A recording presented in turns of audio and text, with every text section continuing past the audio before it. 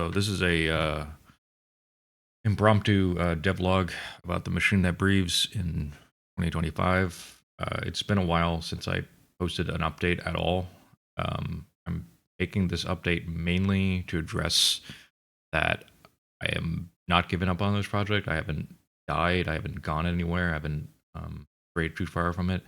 It's just that I have I do this in my spare time. I work on this game in my spare time, so it's just going to be a slow development process, and I'd ask you to bear with me. And there's a whole other bunch of reasons why I'm taking so long, but I apologize for that.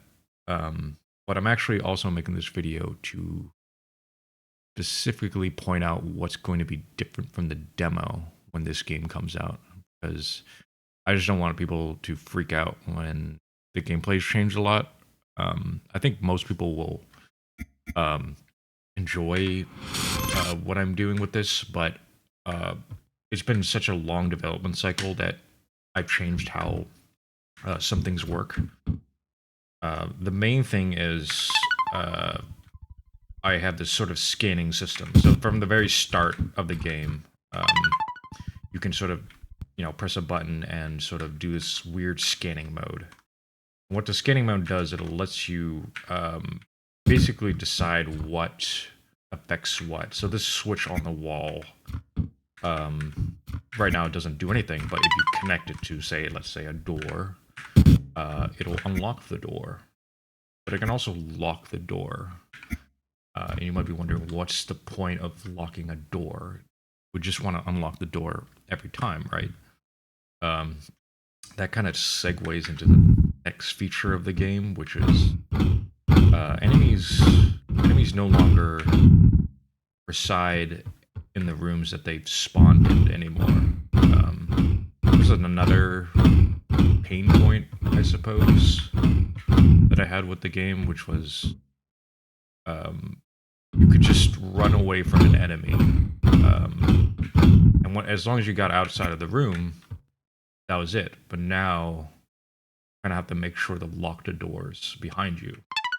Now, that could cause problems later on where you realize, oh shit, I locked the door, on the other side, but the only way to unlock it is, the same reason why I locked it in the first place, to get away from the enemy. So that's a huge change from what the game has been leading up to, is that, enemies can follow you, but they're more persistent and they can follow you through rooms. That means enemy spawn locations had to be readjusted heavily. So I've been kind of fixing up the earlier parts of the game, not redesigning it too heavily, just changing things that make the most sense. And that, for every four or five enemies, there's one enemy that can follow you through between.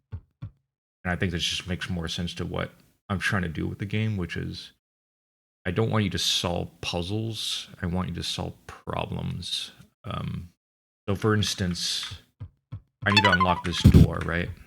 And that's easy enough. I just need to make sure that, I'm not, I can make sure I'm not out of range of this switch, the only switch in the room.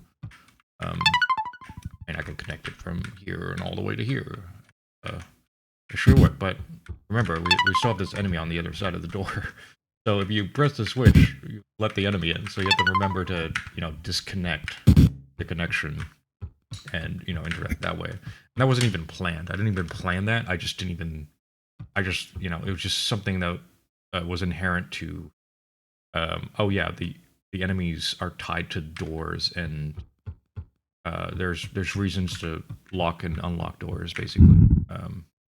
So you kind of solve, you can kind of create problems for yourself later on, I find, with this system, and it's a lot more universal. Originally, I was just kind of designing puzzles as distractions or filler, where I realized I really wanted to make the quote-unquote puzzles connected to the enemies and the survival horror aspects, rather than just kind of what Resident Evil does, which is kind of okay, here's a creepy piano puzzle, and it's just a reason for you to go collect items or whatever in the world, and that's connected, but it's still kind of just, okay, there's a zombie fight thing, and then okay, here's a puzzle to solve, kind of thing.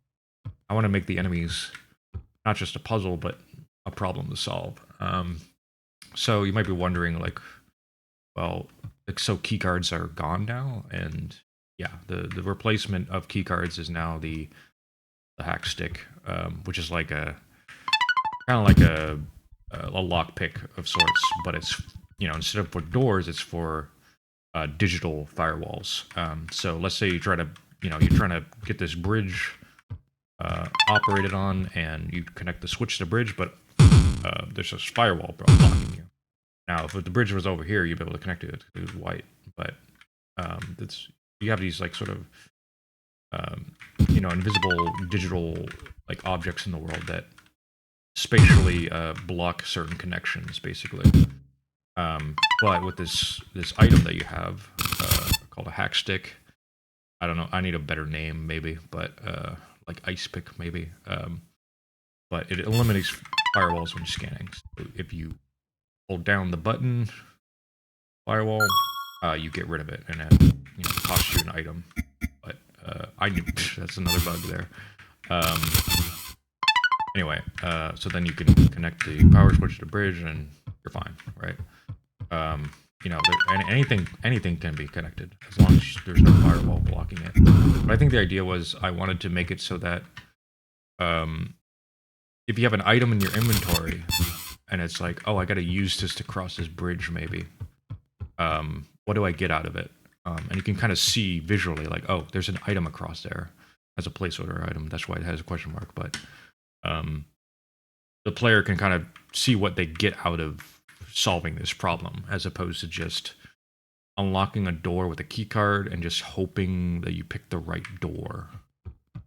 So that's another thing I was trying to solve with this universal system, is like making it more apparent what the player gets out of certain things. And this universal system goes even kind of deeper. Like anything can be a receiver. So actually, where is the enemy right now?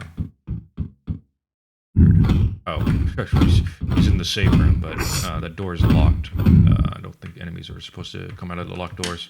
But yeah, I'm still working fixing it. Everything's a work in progress. But so not only are enemies receivers, I gave that part away. So not only are our devices receivers, but so are enemies. You might be wondering, like, what happens when you put a switch on the enemy? Well, it goes to sleep, or it goes in kind of like a rest mode. You might be wondering, why not just press a switch on the enemy like every time? Well, the main reason is if you notice that there's a block at the top left, and it basically advances only when you do significant actions. So it's kind of like turn-based, basically. So anytime I like pick up an item or do something somewhat significant, time will advance, and what will happen is the enemy will wake up after a certain amount of time. What could be like after you traverse the rooms like 3 or 4 times or something like that. And so you have another problem to think about, which is, oh, I put this enemy to sleep here, but it's going to wake up later. Like I've only solved the problem temporarily. I'm trying to create those interactions where you have this realization of like, oh shit, this actually isn't a solved problem kind of thing. And trust me, like there's sort of diminishing returns on the being able to put the enemy back to sleep with a power switch, but it's just one of those things that I'm thinking about and trying to make it less about shooting guns all the time and trying to outsmart the environment and the enemies, because that's not going to be tutorialized. Like, you guys are spoiled on it, but like it's just something that the game doesn't tell you explicitly. Like, oh, well, if everything's an electronic device, but so are the enemies. That kind of realization. I want those kind of epiphanies to happen naturally as the game goes on. But another thing is like very minor, but I've added. Let's see. I don't even know. Okay, the enemy has moved. I think. Anyway, it's a good time to show the collision system. So another huge thing was I updated the collision system. There's actually diagonal tiles. That's been a huge pain point for me for like years. It used to be that like, everything was like a square tile, but now I can even have like curved surfaces that you can push into. So the collision system is a little bit better. I also made it so that like if you're trying to squeeze through a certain space, let's say you're trying to get, let's say you're trying to run away and like you get stuck on this thing, right? But the game will just immediately assume that you want to brush past it, so it has this very slidey thing. So even if you're on a square thing, it'll just try to like nudge you in the right direction. It'll just assume that you want to move, across it. So it's very minor, but it does affect like the gameplay in a very robust way, I think. Anyway, I mean I could nerd out about a bunch of other stuff, but trying to just relay that hey, the game does not game's not like represented by the demo anymore. So I'm gonna probably take down the demo at some point because I just feel like people are just gonna be, I was playing one game and then the game comes out and then it's a different game a little bit. I mean, it's still a top-down survival horror. The story's still going to be pretty much the same, but I've been changing a lot of the layouts and sort of the underlying philosophy of how the game is built. I mean, I'm even making the decision to like have one difficulty mode. So if you notice, if you go to new game right now, there's no difficulty select, and I think people might be upset that there's only one difficulty mode, but I thought about it a lot, and I think I just want to make one version of the game that's solid. It might be difficult, but I don't know. I don't want to get too deep into it, but I just think the game should be. The difficulty is the game, like if the game ever gets harsh or oppressive, I want that to be part of the game's identity. And I feel like putting a bunch of different difficulty flex doesn't really solve the problem. Because there's a lot of discourse about difficulty, and I don't want to get into it, but I think it basically comes down if you think difficulty is a user experience issue, or if it's a expression, a form of expression, like a part of a game's, ideas. When you read a book, you're not like, oh, I don't like that this event happened in the book. Could you make a version of the book that's more like it has a happier ending, kind of thing. I know it's not the best analogy, but that's kind of how I feel about it. Now, granted, I am going to add a bunch of accessibility options as far as like, colorblind mode or whatever, but I just feel strongly about just figuring out like what game I want to make and not making too many compromises on it. Just committing to I'm going to do this. This is the game I want to make, and not trying to if I lose people, if people are just frustrated. I've seen some people frustrated by the demo, even on the easier difficulty, and I have to make the difficult choice to say I don't think you should play this game if you don't like the difficulty of it and the survival aspects, because it's a survival horror game and it's supposed to be oppressive. But that's just relaying my philosophy on how I'm trying to just get the game in a narrow focus, so to speak. But yeah, hopefully that just like clears things up about where I'm at with the game. I'm basically just there's a bunch of later stuff I don't want to show off because of spoilers, but I've basically been kind of fine tuning the earlier parts of the game to kind of match what the game has become, because the scanning feature used to be like this mod thing that you get later on in the game, but I kind of realized like it needs to be earlier in the game because this just more interesting and intricate than I kind of gave it credit for at first. And yeah, it feels more cyberpunky because originally the game was kind of just Resident Evil with a cyberpunk coat of paint.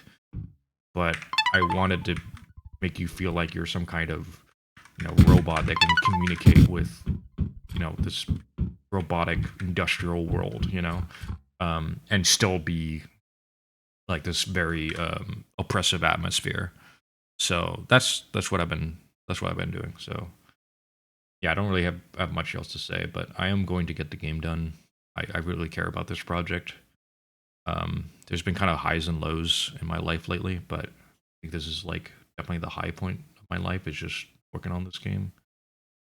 So I thank everyone who's followed the project and sending me messages and wondering about where it's at. And I hope that it just doesn't look like I'm adding in new features for the sake of it. This is just like a pivot, I guess, of where I'm at with the project. And I think it'll be better in the long run. But yeah,